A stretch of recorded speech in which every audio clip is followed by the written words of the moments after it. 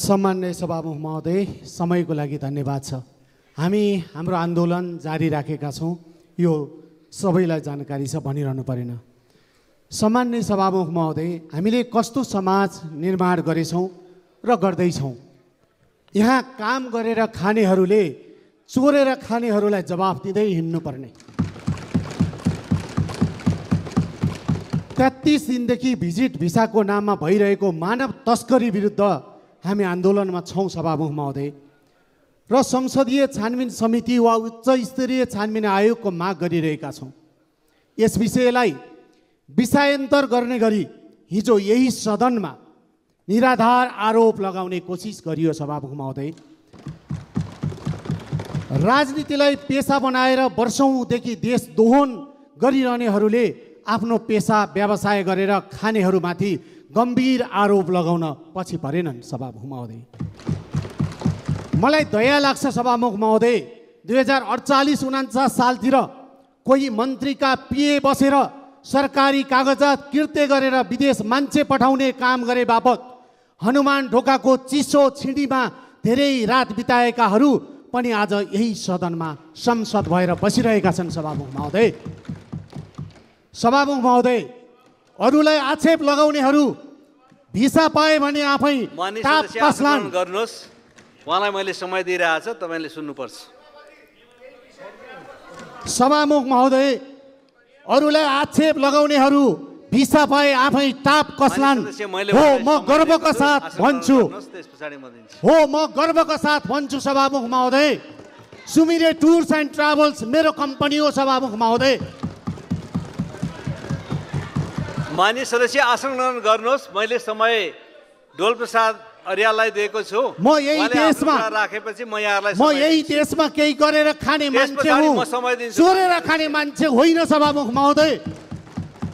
मेरो समय ठिकै चलेको छ सभामुख महोदय।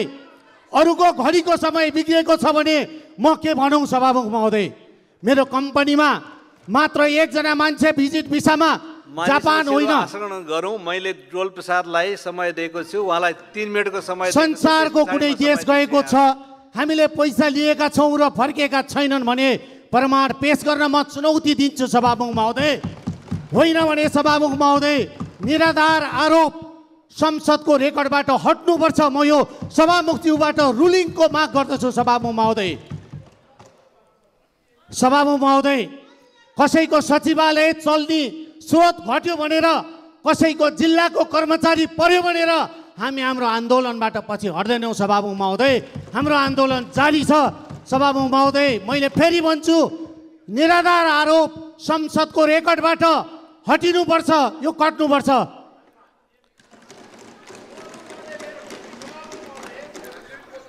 ल, माननीय सदस्य रामहरि खतिवडालाई म समय दिन्छु। सभामुख महोदय, 3 मिनटभित्र आफ्नो कुराहरू राख्नुहोस्। सभामुख महोदय, आज केही मान्य सदस्यहरूको अभिव्यक्ति यहाँ सुन्न पाइयो। हामीले कुनै मान्य सदस्य नाउँ किटान गरेर भनेका थियौँ न। चोरको खुट्टा काठभन्दा खुट्टा झिके जस्तो गरेर केही मान्यहरू प्रस्तुत हुनुभयो। आज पनि अनुरोध गर्न चाहन्छु, हामीले कुनै पनि संस्थालाई छानबिन गर्नुपर्छ भन्दा किन ठुलो डाको स्वरले संसद थर्काउन सकिन्छ महोदय। म अनुरोध गर्न चाहन्छु, कुनै बेला हामी अदालतबाट निर्दोष प्रमाणित भएर संसदमा प्रतिनिधित्व गरेका छौँ, तर आज दोषी भएर आज पनि तिनै मान्छेहरू ठुलो स्वरमा यहाँ कराउँदाखेरि हाम्रो आपत्ति छ सभामुख महोदय। म अनुरोध गर्न चाहन्छु, हामीले निष्पक्ष छानबिन हुनुपर्छ भनेका थियौँ, छानबिन गरौँ, दोषी छ भने कारबाही गरौँ, निर्दोष छ भने हामी उहाँलाई सफाई दिन चाहन्छौँ सभामुख महोदय। कानुनी रूपमा आज पनि हिजो जुन म्यान पावर कम्पनीहरूमा काम गर्ने म्यान पावर कम्पनीहरूलाई दलाल मार्फत सुविधा दिने 209वटा म्यान पावर कम्पनीहरूलाई श्रम मन्त्री हुँदाखेरि अवैध रूपमा सञ्चालन गर्ने अनुमति दिने को मान्छे, को श्रम मन्त्री थियो, त्यो छानबिन गर्न म अनुरोध गर्न चाहन्छु सभामुख महोदय। हामीले छानबिनका लागि अनुरोध गरेका छौँ। छानबिन गर्नुपर्छ भन्दा फेरि पनि भने चोरको खुट्टो काठभन्दा फुत्त खुट्टो झिक्ने जस्तो प्रवृत्ति अन्त्य हो सभामुख महोदय। म अनुरोध गर्न चाहन्छु, यस्ता कुरा रेकर्डबाट हटाउनका लागि भर्खरै बोलेका मान्य शब्दको शब्द रेकर्डबाट हटाइयोस् भनेर अनुरोध गर्न चाहन्छु सभामुख महोदय। धन्यवाद। माननीय सदस्यहरू जिम्मेदारीपूर्ण ढङ्गबाट आफ्नो अभिव्यक्ति दिनुहुन्छ भन्ने कुरा हामीले विश्वास गर्नुपर्छ। माननीय सदस्यहरूले चाहे माथिबाट बोल्दाखेरि होस् चाहे तलबाट समय लिएर बोल्दा होस्, आफूले बोलेको कुरा जिम्मेदारी साथ बोल्नुपर्छ, त्यसप्रति जवाफदेही हुन सक्नुपर्छ र राष्ट्रको गरिमा बढाउने गरिकन माननीय सदस्यहरूको भूमिका हुनुपर्छ भन्ने बारेमा मैले धेरै राखिरहनु पर्दैन।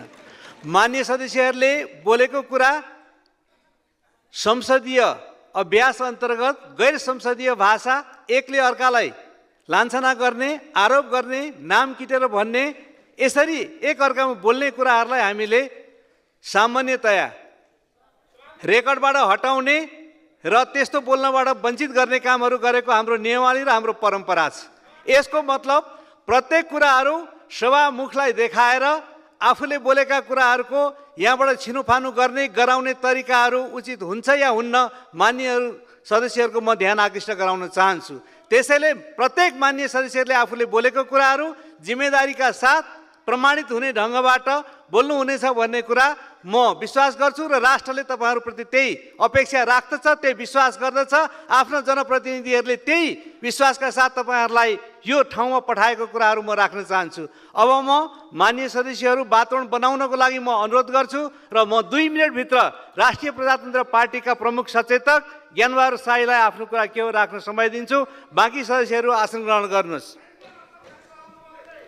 सम्माननीय, मैले अरू सदस्यहरूलाई समय दिएको छैन, यहाँहरू आसन ग्रहण गर्नुहोस्, त्यस पछाडि मात्रै मैले समय दिएपछि यहाँहरू बोल्न सक्नुहुन्छ। सम्माननीय सभामुख महोदय, आज 33 दिनदेखि ल के अन्तर्गत कुन नियम अन्तर्गतको आपत्ति हो त्यो राख्नुहोस्, माइक दिनुहोस् उहाँलाई।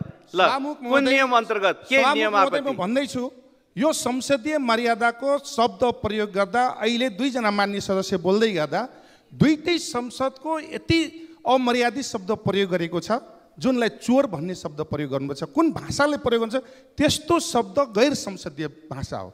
यस्ता शब्द अहिलेसम्म प्रयोग गर्दा रिसले, आवेगले कसैले व्यक्त गर्ने होइन सभामुख महोदय। तसर्थ गैर संसदीय भाषा प्रयोग गरेको कारणले यी रेकर्डबाट हटाउनुपर्छ दुईटै। म यो माग राख्न चाहन्छु। धन्यवाद। ल माननीय सदस्यको ध्यान आकर्षण भएको छ राख्नु भएको कुरामा। ज्ञानबहादुर शाही 2 मिनटभित्र आफ्नो कुराहरू राख्नुहोस्। सम्माननीय सभामुख महोदय, यो लामो समयदेखि संसदमा हामीले भिजिट भिसा प्रकरणमा छानबिन गरौँ भनिरहेका छौँ। यो कुनै राजनीतिक दाउपेचको कुरा होइन। म सरकारमा रहेका दलहरूलाई पनि मेरो अपिल छ, अनुरोध छ, त्यहाँ भिजिट भिसामा बिक्रीमा परेका मान्छेहरू यो रासपा र रापरपाका या अन्य दलका मात्र होइनन्। त्यहाँ काङ्ग्रेसका मान्छे पनि परेका छन्, त्यहाँ एमालेका मान्छे पनि परेका छन्, त्यहाँ माओवादीका पनि छन्। समग्रमा भन्ने हो भने नेपाली नागरिक बेचिएका छन्। तिनीहरूको छानबिन गर्नुपर्छ। यहाँ संसदमा अहिले पनि अपिल गर्न चाहन्छु, साथमा आउनुहोस्।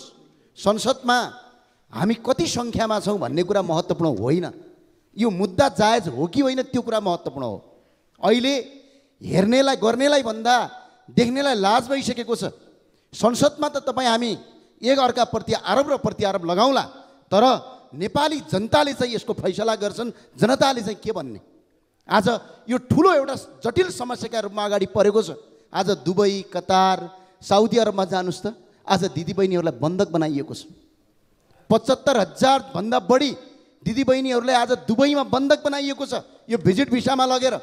आज उनीहरूको चित्कार हामीले सुन्नुपर्छ कि पर्दैन? आज ती भिजिट भिसा प्रकरणमा तल जरोदेखि टुप्पोसम्म छानबिन हुनुपर्छ कि पर्दैन? ती दोषीहरू चाहे मन्त्री हुन्, चाहे प्रधानमन्त्री हुन्, चाहे यो देशको राष्ट्रपति होस्, तिनीहरूलाई कारबाही गर्नुपर्छ कि पर्दैन? यो हाम्रो दायित्व हो कि होइन? हामी मात्र जनप्रतिनिधि त होइनौँ नि, तपाईँ हामी सबै जनप्रतिनिधि हौँ। जनताले चुनेर पठाएका हुन्। त्यो भएको हुनाले यो संसदमा अहिले पनि हामी एक गिट्का उभ्यौँ। कसको राजनीतिक दाउपेच के को कतातिर नजाउँ, हामी संसद एकजुट बनेर यो भिजिट भिसा प्रकरणमा संसदीय छानबिन समिति बनाऊ। जो दोषी छन्, चाहे त्यो जुनसुकै पार्टीको मान्छे होस्, त्यसलाई कारबाही गरौँ, कारबाहीको दायरामा ल्याउँ र अपराधीलाई तपाईँको जेल सजाय गरेर भोलि एउटा देशमा रोजगारीका लागि विदेश जाने मान्छेहरू घुम्न जान विदेश जाने मान्छेलाई बेच्ने अपराधीलाई कानुनी कठघरामा उभ्याउँ। त्यही भए हुनाले म अपिल गर्न चाहन्छु सत्तापक्ष सरकारलाई पनि यहीँबाट भन्न चाहन्छु, सम्माननीय सभामुख महोदयज्यू, आज हामी सङ्ख्याको आधारमा को कति छौँ यसले